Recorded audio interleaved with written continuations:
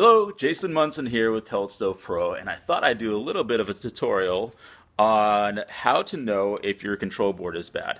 You might come out to a situation like this where you are hitting buttons on the control board or you're turning on the thermostat and nothing is happening and you're wondering if your control board is actually bad. So here's a few things you can check. Number one, is the stove plugged in? I know that sounds stupid, but sometimes that is. Number two, is there a fuse? You can see on this control board, there's not a fuse.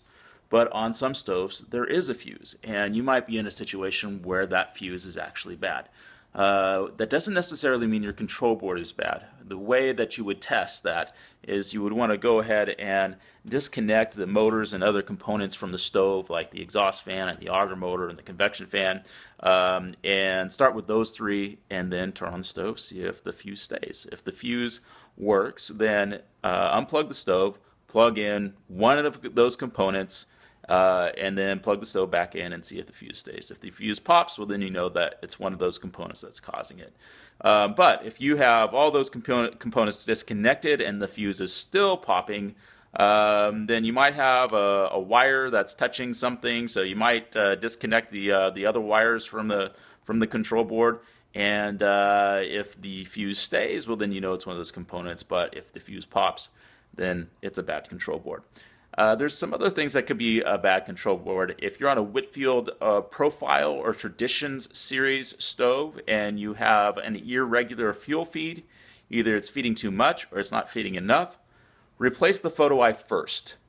If you replace the photo eye and you still have the same problem, then you have a bad control board. But on most other stoves, your symptoms are not going to include, for instance, feeding too much, not feeding enough, a motor not running fast enough or running too slow, or even a motor not turning on. If you have a motor that's not turning on, it's usually the motor that's bad. Or you have a motor that will run intermittently, turning on for a few minutes and then shutting off, turning on for a few minutes and shutting off. Usually a bad motor in those cases. Control board failures are actually really, really rare. And typically, when they fail, it's nothing's working, nothing turns on.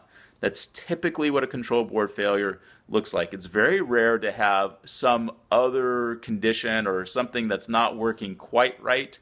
Control boards, when they fail, it's not something quite right, it's something all the way gone, done, toast. We rebuild control boards. We build remote control boards at pelletstovepro.net. If you search into the little search box there, just say repair. Just type in repair, and you'll come up and see all of the different types of control boards that we can actually repair. If you have a question about a control board repair, if you're not really sure, you can email me at ebay@jasonrmunson.com. That's ebay@jasonrmunson.com.